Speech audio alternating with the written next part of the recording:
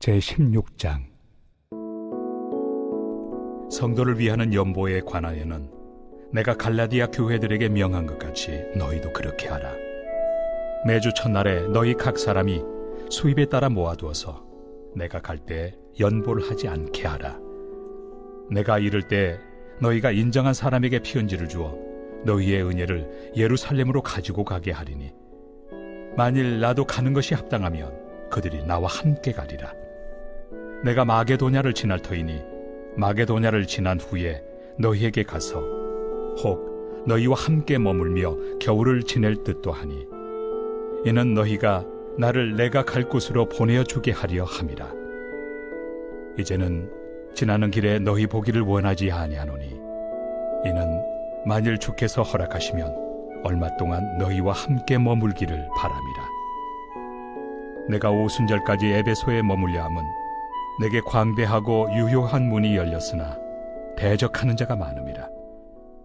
디모데가 이르거든 너희는 조심하여 그로 두려움이 없이 너희 가운데 있게 하라. 이는 그도 나와 같이 주의 일을 힘쓰는 자임이라. 그러므로 누구든지 그를 멸시하지 말고 평안히 보내어 내게로 오게 하라. 나는 그가 형제들과 함께 오기를 기다리노라. 형제 아볼로에 대하여는 그에게 형제들과 함께 너희에게 가라고 내가 많이 권하였으되 지금은 갈 뜻이 전혀 없으나 기회가 있으면 가리라. 깨어 믿음에 굳게 서서 남자답게 강건하라. 너희 모든 일을 사랑으로 행하라. 형제들아, 스데바나의 집은 곧 아가야의 첫 열매요 또 성도 섬기기로 작정한 줄을 너희가 아는지라. 내가 너희를 권하노니 이 같은 사람들과 또 함께 일하며 수고하는 모든 사람에게 순종하라. 내가 스데바나와 부드나도와 아가이고가 온 것을 기뻐하노니 그들이 너희의 부족한 것을 채웠습니다. 그들이 나와 너희 마음을 시원하게 하였으니 그러므로 너희는 이런 사람들을 알아주라. 아시아의 교회들이 너희에게 문안하고 아굴라와 브리스가와 그 집에 있는 교회가 주 안에서 너희에게 간절히 문안하고 모든 형제도 너희에게 문안하니 너희는 거룩하게 입맞춤으로 서로 문안하라. 나 바울은 친필로 너희에게 문안하노니 만일 누구든지 주를 사랑하지 아니하면 저주를 받을지어다. 우리 주여 오시옵소서. 주 예수 그리스도의 은혜가 너희와 함께하고 나의 사랑이 그리스도 예수 안에서 너희 무리와 함께할지어다.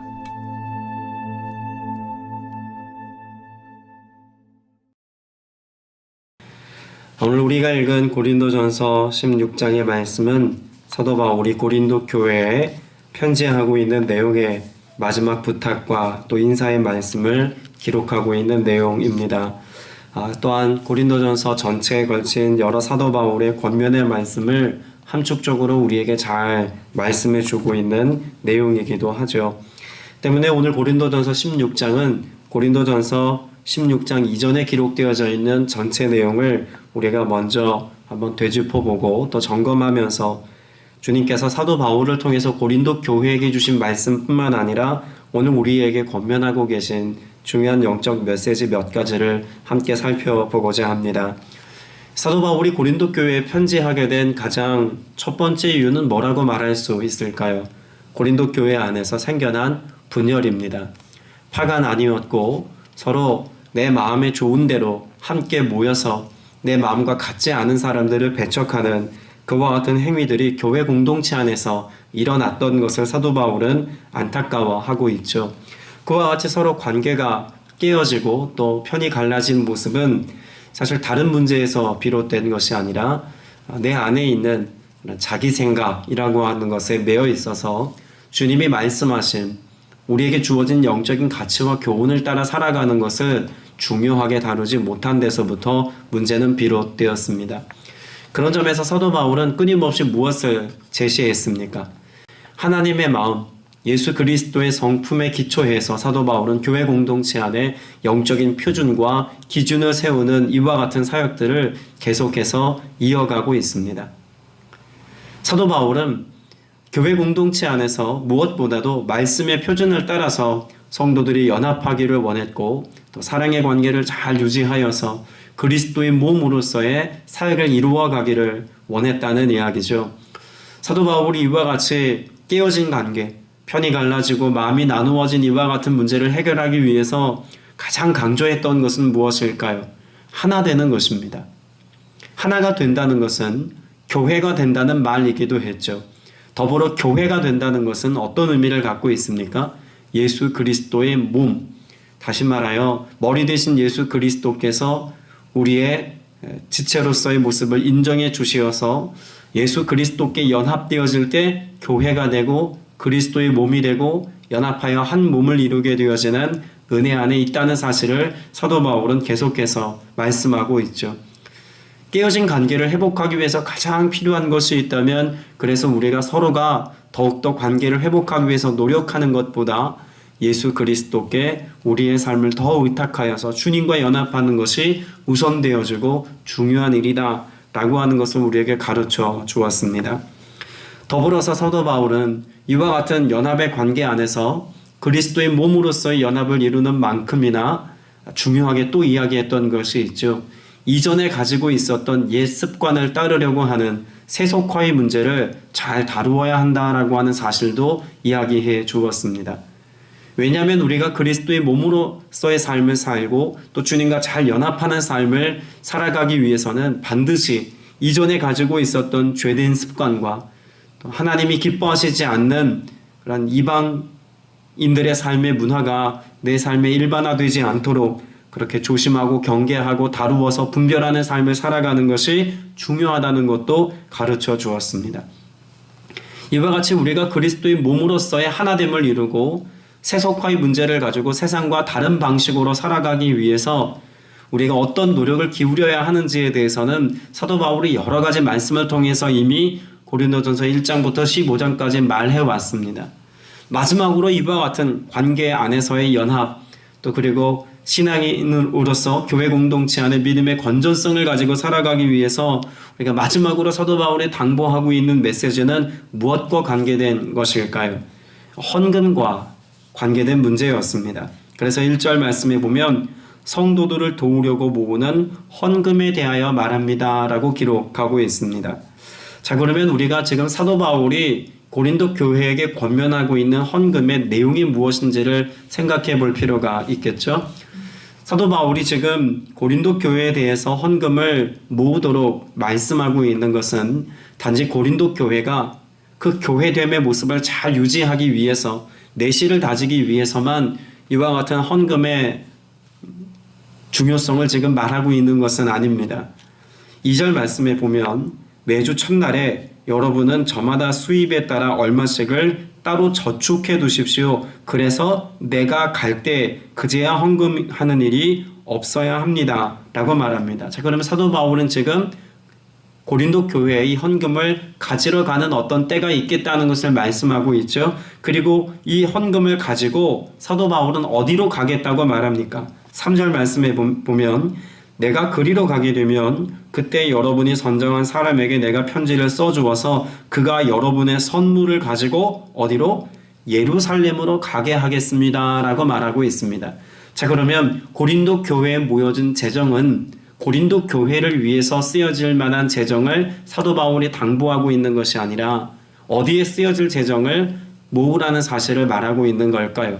예루살렘 교회를 섬기는 일에 헌금을 잘 모아서 내가 갈 때 이 재정을 가지고 믿음의 사람, 여러분이 고린도 교회 성도들이 믿을 만한 한 사람을 세워서 이 사람을 통해서 예루살렘 교회까지 헌금이 흘러갈 수 있도록 우리가 잘 준비해야 할 것입니다 라고 하는 것을 말하고 있습니다. 사도 바울은 헌금과 관련해서 지금 무엇을 당부하고 있는 걸까요? 앞서 깨어진 관계, 또 그래서 연합의 관계를 온전히 이루지 못했던 고린도 교회의 모습을 앞서 전제하고 다시 살펴보았습니다. 이 깨어짐의 관계 가운데 가장 큰 이슈가 되었던 것은 이방인 교회, 지금 고린도 교회 안에 있는 이방인 크리스찬들과 또 고린도 교회 안에 있는 유대인 크리스찬들의 갈등의 문제가 주요한 원인이 되기도 했습니다. 때문에 사도 바울은 고린도 교회, 이방인 교회를 통하여서 모여진 이 헌금의 내용을 가지고 예루살렘 교회를 섬기도록 하는 것은 비단 재정의 흐름만을 지금 이야기하려고 하는 것이 아니죠. 이방 지역에 세워진 교회가 예루살렘 교회를 섬김을 통해서 이방인 크리스찬들이 가지고 있는 영적 권위를 잘 세워주기 위함에 있습니다. 이와 같은 권위를 세운다는 것에만 치우치는 것이 아니라 또 무엇도 의미하고 있는 걸까요? 교회가 교회를 돌보는 것을 통하여서 교회와 교회의 연합을 통해서 그리스도의 몸으로서의 연합은 공동체와 공동체의 연합에도 존재한다는 것을 사도 바울은 가르쳐 주기를 원했던 것입니다. 오늘 저와 여러분이 이와 같은 사도 바울의 헌금의 교훈을 통해서 우리에게도 가르쳐 주고자 했던 메시지가 있다는 것을 명확하게 알아야 하지 않겠습니까? 재정은 단지 우리의 삶 가운데 우리의 필요를 채우는 것이 아니라 하나님의 사랑의 공동체를 이루기 위한 중요한 목적을 가지고 있다는 것을 우리는 헌금이라고 하는 것을 통해서 알 수 있다는 것입니다. 사도 바울이 애초에 헌금을 이야기한 것은 깨어진 관계를 회복하기 위한 중요한 수단이 되기도 했고 또 이를 통해서 연합할 수 있는 기회를 얻게 한다는 점에서 중요했다는 것입니다. 교회 안에 모여진 재정, 그것은 단지 우리가 원하는 무언가를 이루기 위한 수단이 아니라 하나님이 몸된 그리스도의 그런 하나됨을 이루기 위한 수단으로 허락하신 귀한 재정임을 우리가 알아서 하나님께서 교회 안에 두신 재정을 가지고 더욱더 연합하고 한 몸을 이루고 그리스도의 몸으로서의 교회의 온전함을 이루어가는 일에 이 재정을 잘 사용해야 된다는 것을 우리는 배우고 또 깨달아야 할 것입니다. 단지 우리의 원함을 채우는 것이 아니라 주님의 뜻을 이루어가기 위한 그리스도의 몸을 이루기 위한 목적이라는 것을 잊지 말아야 한다는 것이죠. 더불어서 사도 바울이 재정이 어떻게 흘러야 한다고 말하고 있습니까? 고린도 교회 안에 모여진 재정이 예루살렘 교회 공동체로 흘러가게 될 것이라는 것을 이야기합니다. 재정의 섬김이죠. 교회가 교회를 섬기는 모습입니다. 다시 말하면 사도 바울은 지금 고린도 교회에 필요한 재정만이 아니라 예루살렘 교회가 모 교회로서 여러 이방 지역의 교회들을 함께 섬기고 또 다른 지역보다 많은 사람들이 모여있는 예루살렘 교회 공동체 안에 성도들을 세우는 일에 재정이 많이 필요한데 이 일에 협력자가 되고 동력자가 되어서 고린도 교회 내부에서만이 아니라 예루살렘 교회 공동체와 연합하여서 하나님이 기뻐하시는 거룩한 사역이 확장되도록 하는 일에 지금 마음을 두고 있다는 것을 우리는 배워야겠죠.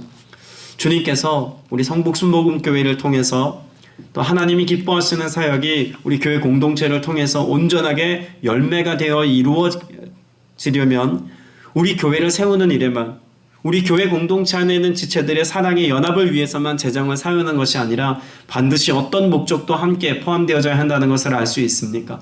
우리 교회 공동체를 통해서 또 다른 공동체가 세워지는 이 일에 우리가 쓰임받기까지 재정을 흘려보내는 것, 이것을 중요하게 다루고 마음을 두어야 한다는 것을 분명히 가르쳐주고 있습니다. 오늘 우리가 그리스도의 몸으로서의 교회를 이루기 위해서는 반드시 공동체와 공동체의 연합도 필요하다고 바울은 가르쳐주고 있습니다. 그런데 오늘날 한국교회의 모습을 보면 우리 안에는 어떤 모습이 더 일반화되어져 있을까요? 우리에게 주어진 재정을 가지고 우리 교회 공동체를 유지하고 부풀리고 또 그래서 우리 교회 안에 필요한 것들을 채우는 것에만 더 주목하고 있는 것은 아니었을까 생각해 보아야 합니다. 주님이 우리와 동역하게 하신 여러 선교사님들 또 간사님들 또한 우리와 함께 연합하여서 동역을 이루고 있는 어떤 교회들 이와 같은 공동체가 공동체를 돌보는 일에 우리 교회를 주님이 사용하시는 것은 너무나 성경적 가치를 따르는 삶의 또 사역의 모습이라고 확신합니다. 주님이 우리에게 허락하신 재정이 우리 안에 많이 쌓여지는 것으로 좋아하기만 하는 것이 아니라 주님이 우리에게 허락하신 재정을 가지고 우리 교회 성도들이 연합할 수 있는 일에만 충분한 재정을 쌓아두는 것으로만 기뻐하는 것이 아니라 주님이 필요로 하는 그곳에 우리 교회 안에 두신 귀한 재정이 흘러가서 사역자들을 세우고 교회를 세우고 그리스도의 몸으로서의 그런 교회 공동체를 생각할 때 우리만 살찌우는 것이 아니라 함께 견고함과 건강함을 가지고 사역할 수 있도록 헌신하고 마음 쓰는 일은 너무나 중요한 일일지는 모르겠습니다. 우리 작은 우리 성북 순복음교회가 한국교회를 다 책임질 수는 없겠습니다만 이미 우리로 만나게 하신 여러 선교사님들, 또 우리로 연합하게 하신 여러 교회들, 목회자 가정, 여러분 이와 같은 지체들과 교회 공동체를 우리가 섬기는 일에 여전히 성실할 때 하나님께서 우리 교회를 또한 균형 잡힌 사역을 감당하게 하시고 건강한 사역들을 이루어 갈 수 있도록 우리에게도 필요한 것들을 주님이 공급해 주실 줄로 믿습니다. 한번 생각해 보십시오. 몸의 건강함을 이야기할 때 상반신은 건강한데 다리가 부실해서 걸을 수 없다면 몸이라고 말할 수 있겠습니까? 우리가 다른 모든 기관은 다 건강한데 시력을 잃었다면 건강하다 말할 수 있겠습니까? 주님이 우리를 그리스도의 몸으로 부르셨을 때는 성북 순복음 교회의 지체로만 부르신 것이 아니라 하나님 이 땅에 세우신 모든 교회들, 또한 하나님께서 기뻐하시는 건강한 사역들을 함께 이루어 가도록 우리를 불러주셨다고 확신합니다. 이 일을 위해서 공동체와 공동체가 연합하는 일에 우리가 마음을 쓰고 함께 연합하여서 그리스도의 몸으로서의 교회를 이 땅 위에 세워가는 일에 쓰임받고 또 여전히 이 사역을 잘 감당하는 교회, 또 그런 성도들 다 되시기를 주님의 이름으로 축복합니다. 두 번째로 사도 바울은 교회와 교회, 공동체와 공동체 연합을 위해서 이 재정이 잘 흘러가는 것과 함께 하나님이 세우신 교회 지도자들과 성도들 간의 연합이 중요하다는 것도 말하여 주고 있습니다. 사도 바울이 10절 말씀에 보면 디모데와 또 12절 말씀에 보면 형제 아볼로에 관하여서 말하는 것을 볼 수 있습니다. 자, 디모데는 어떤 사람이죠? 사도 바울에게 있어서는 아들 같은 존재이기도 했습니다. 아들 같다는 이야기는 그저 인간적으로 친밀했다는 것이 아니라 사도 바울이 가지고 있는 사역의 가치, 또 사역의 모든 내용들, 또 할 수만 있다면 그가 가지고 있는 은사들까지라도 다 나누어 주었던 그와 같은 귀한 하나님 앞에 세워진 동력자였다는 것을 우리는 잘 알고 있습니다. 이런 디모데를 사도 바울은 지금 파송하려고 하죠. 고린도 교회의 리더십으로 파송하려고 합니다. 자, 그런데 파송하는 과정 가운데 사도 바울이 당부하는 것이 있습니다. 10절 말씀에 보면 디모데가 그리로 가거든 아무 두려움 없이 여러분과 함께 지낼 수 있도록 보살펴 주십시오. 그도 나와 마찬가지로 주님의 일을 하는 사람입니다. 라고 말합니다. 우리가 주목해 볼 것은 함께입니다. 디모데는 어쩌면 고린도 교회에 함께하기 참 어려운 조건을 가지고 있는 리더십이었을 겁니다. 첫째는 나이가 연소합니다. 둘째는 교제가 없었습니다. 셋째는 사역의 경험이 그리 많지 않았습니다. 그러니까 리더십으로 세워진 지 얼마 되지 않았다는 거죠. 그럼에도 불구하고 사도 바울이 권위를 실어주는 것은 영적인 돌봄을 주기에 사도 바울 눈에 또 주님의 마음에 합당한 지도자로 세워졌기 때문이라는 것입니다. 앞서 고린도 교회 안에는 여러 분파와 또 여러 당이 나누어지기도 했습니다. 바울파, 베드로파, 예수파, 이런 여러 가지 파들이 나뉘어진 것들을 생각했다면 사도 바울의 염려가 지나친 것은 분명 아닐 겁니다. 때문에 사도 바울이 당부하고 있는 것은 무엇일까요? 고린도 교회가 연합하기 위해서 여러 나누어진 것들을 하나 되게 하기 위해서 정말 그리스도의 성품을 가진 지도자 한 사람을 파송할 터인데 그를 중심으로 그리스도의 몸된 교회 공동체의 사랑의 모습, 연합된 모습을 잘 이루어 가기까지 그를 환대하고 그를 세우는 일에 여러분이 마음을 써주시기를 바랍니다. 라고 당부하고 있는 것입니다. 사도 바울은 오늘 고린도전서 16장 전체를 통하여서 여러 동역자들에 관한 이름들을 말하고 있습니다. 15절에도 보면 스데바나 가장은 아가야에서 맺은 첫 열매다라고 말하죠. 그리고 이 스데바나 가장은 무엇을 위해서 세워졌다고 말합니까? 성도들을 섬기는 일에 몸을 바친 가정이다라고 말합니다. 자, 그러면 스데바나 가정뿐만 아니라 앞서 언급되었던 디모데나 아볼로나 지금 스데바나 가정이나 다 무엇을 위해 세워진 가정입니까? 교회 성도들을 돌보는 일을 위해서 세워진 리더십들입니다. 그렇게 섬기는 자들에 대해서 사도 바울은 뭐라고 말합니까? 16절 말씀에 보면 수고하는 각 사람에게 순종하십시오 라고 말합니다. 그러니까 지금 공동체와 공동체 연합의 내용뿐만 아니라 하나님이 세우신 리더십과 성도들 안에 온전한 연합의 모습이 있어야 한다는 것이죠.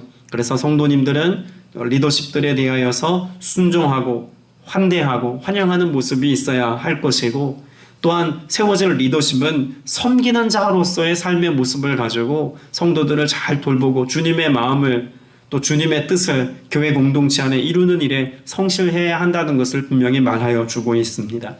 오늘 성북순복음교회 공동체 안에도 하나님께서 이루기를 원하시는 연합의 모습이 이루어지기까지 어떤 가치가 있어야 하겠습니까?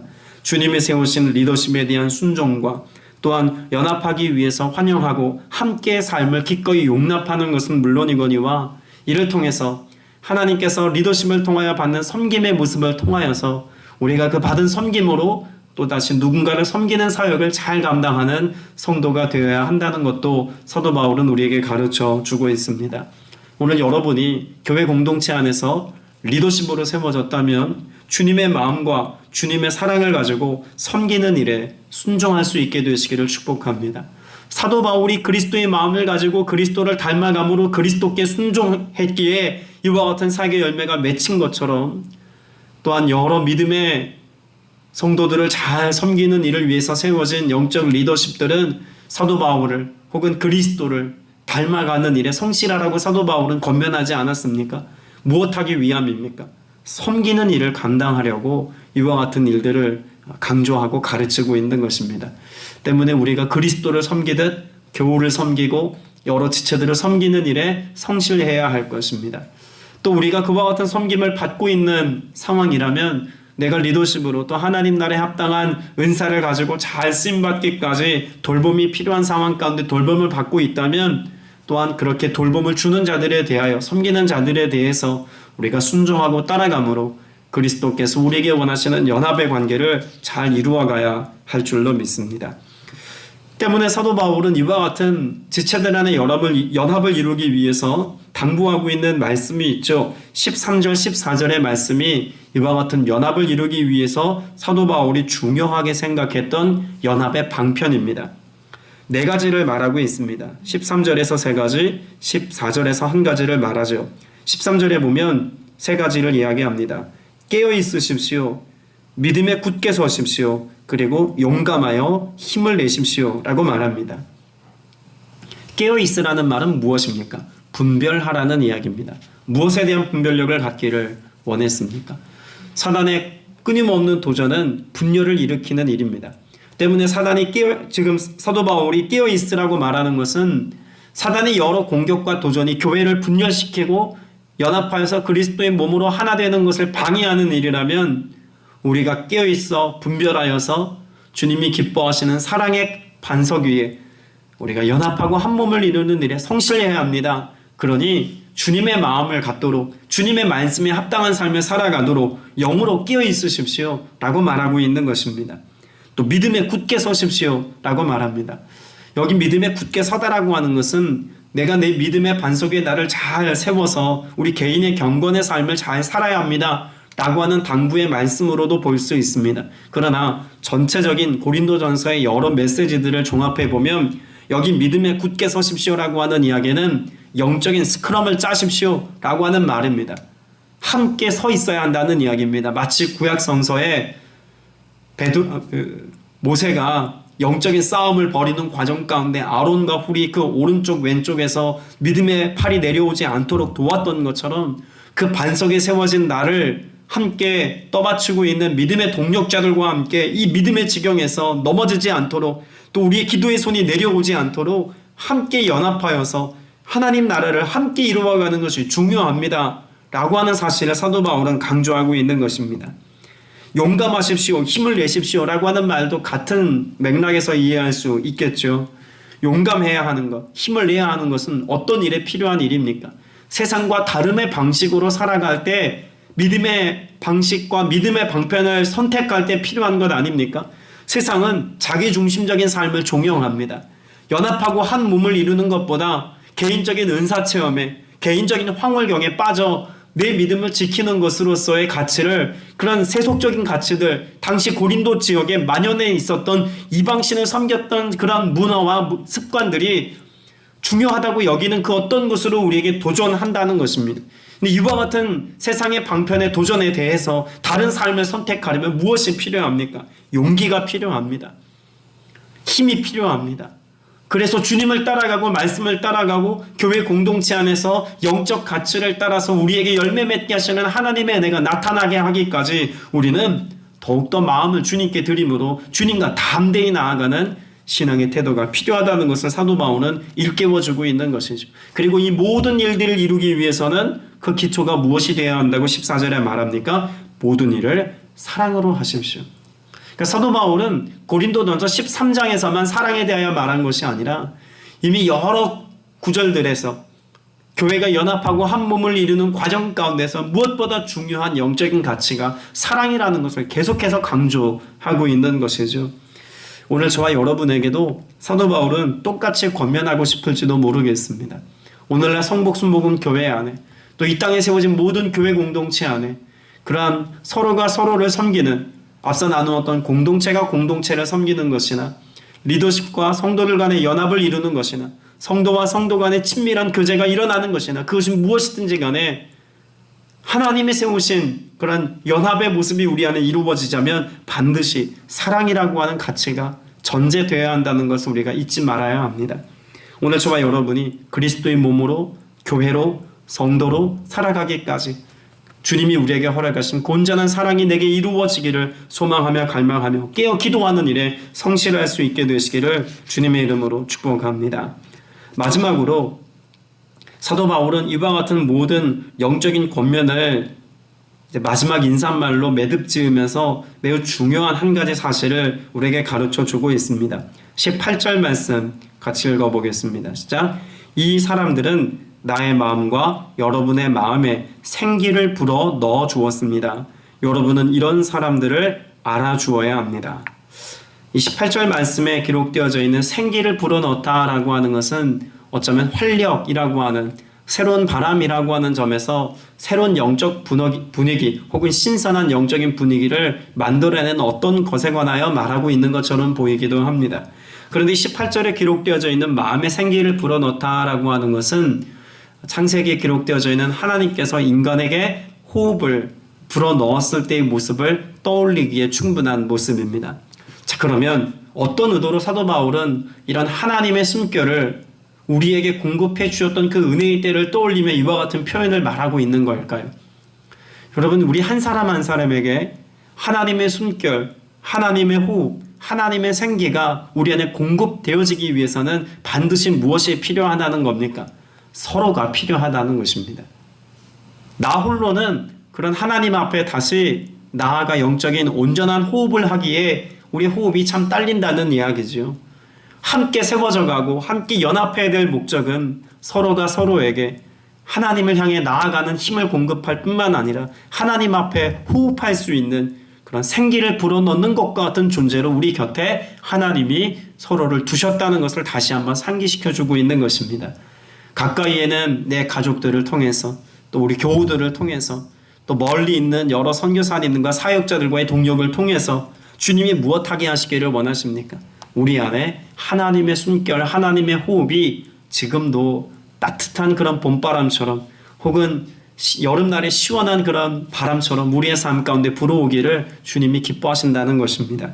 오늘 저와 여러분 모두가 그렇게 누군가에게 생기를 불어넣는 삶을 살 뿐만 아니라 그와 같은 교회가 되어서 우리 성복순복음 교회를 통해서 이와 같은 건강한 사역들이 더욱더 풍성한 열매를 맺게 하시는 은혜 누릴 수 있기를 축복합니다. 그리고 21절 이하의 사도 바울은 마지막 인사말을 쓰고 있죠. 누구든지 주님을 사랑하지 않는 사람은 저주를 받으리라. 마라나타 라고 말합니다. 사도 바울은 우리가 교회 공동체를 이루는 가장 중요한 핵심으로 주님을 경외하고 사랑하는 것에 관하여 당부하고 마지막 매듭을 짓고 있습니다. 앞서 나누었던 공동체가 공동체를 섬기고 또 리더십과 성도들 안에 그런 연합이 일어나고 성도들 안에 친밀함을 통한 믿음의 교제가 일어난다고 할지라도 우리 안에 무엇을 잃어버리면 안 된다는 것을 마지막으로 당부하는 겁니까? 주님을 경외하고 사랑하는 마음, 그런 주님과의 영적인 관계, 그 영적인 소통함을 잃어버리면 아무것도 아니라는 것을 다시 한번 말해주고 싶으신 거죠. 그리고 아멘 주 예수여 어서 오십시오 라고 하는 그런 다시 오실 주님에 대한 갈망으로서의 마라나타를 고백합니다. 우리 안에 다시 오실 주님에 대한 기대감, 또한 소망의 마음, 사랑의 마음, 이것을 잘 지킨 바 되어서 주님이 오실 때까지 우리는 그렇게 교회 공동체 안에서 아름다운 사랑의 연합을 이루며 그리스도의 몸을 이루고 그리스도의 신부로 준비된 삶을 살아야 한다는 것을 사도 바울은 말하여 주고 있습니다. 오늘 저와 여러분 모두에게도 이와 같은 고백이 있기를 바랍니다. 주 예수의 은혜가 우리에게 있기를 원합니다. 주님을 더욱더 경외하고 사랑하며 다시 오실 주님, 마라나타의 주님을 더욱더 갈망하는 신앙을 가지고 오늘 교회로 모이게 하시고 연합하게 하신 지체들을 더욱더 사랑하는 일에, 섬기는 일에, 주님의 말씀에 순종하는 일에 우리가 연합하여 하나 될 수 있는 복된 날 되시기를 주님의 이름으로 축복합니다.